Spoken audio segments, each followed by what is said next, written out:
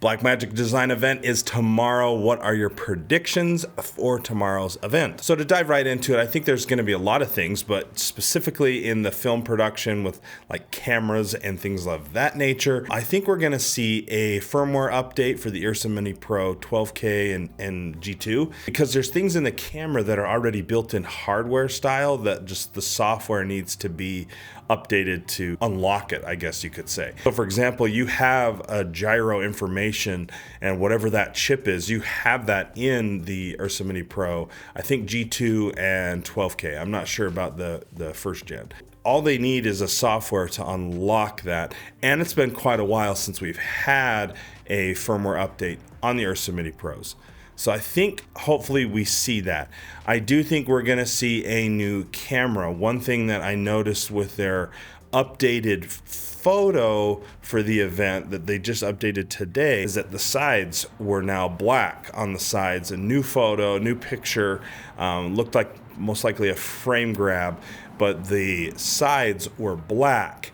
And that could mean that we're seeing a full frame open gate photo or frame grab, and so maybe we're going to see a full frame Ursa Mini Pro 12K.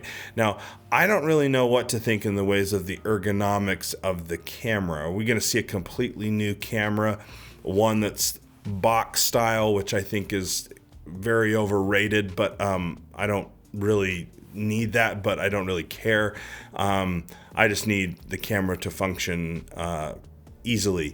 And so do I think we're going to see a new camera? I don't know. What do you guys think? Do you think we're going to see a full brand new camera, or are we going to see a new sensor in an Ursa Mini Pro?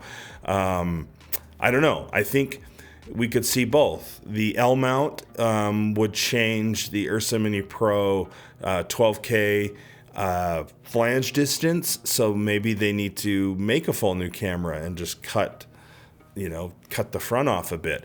Last year at NAB, talking with some of the engineers and the marketing team of the Ursa Mini Pro line of cameras, I told them how within a 2-month period of time, I was in negative 18 degree weather and 120 degree weather.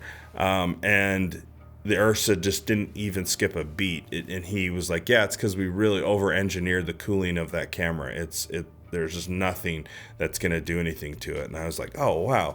And so then I actually did ask him, you haven't forgotten about the cinema line, have you? And he's like, absolutely not. No way. Also, one thing I think we need to remember is the business model that has been so successful for Blackmagic, and that is getting the highest image quality at the most affordable price, with also making sure they have a good margin to keep the business growing. With that said, let me know your thoughts, your comments, your predictions below in the comments, and we'll talk about it after the event, and we'll see hands-on with whatever they got cooking at NAB.